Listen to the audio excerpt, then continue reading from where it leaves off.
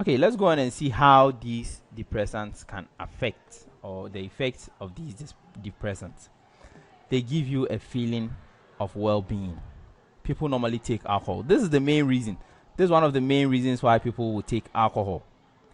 Now, when you see somebody suffering from a lot of problems, that person could think that taking alcohol could solve the problem.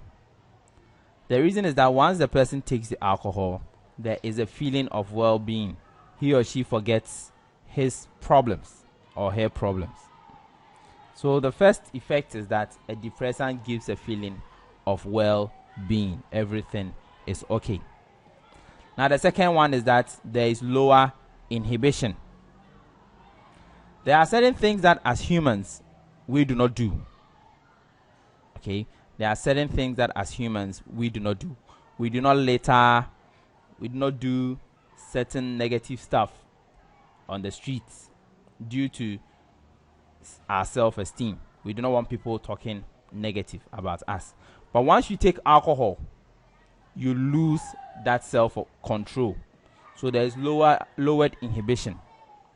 Things that you would have felt shy to do, you will be able to do. So when alcohol comes into the system, there is lowered inhibition. You lose your self-control.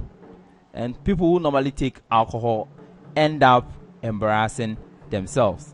There is slow thinking. We learned that depressants slow down the nervous system. So there is slowed thinking. There is distorted view of the world or hallucinations. You start seeing stuff that are not there. And then even the stuff that are there, you start seeing them differently. You could see a cat and then think it is a lion. Okay, so that is an effect of a depressant. Slowed muscular activity. Slowed muscular activity. You tend to become slow in your movement. You cannot control the movement of the muscles. Okay, now with these three, they are usually long-term effects. Alcohol can cause a gain in weight. People who normally take beer usually have the pot bellies.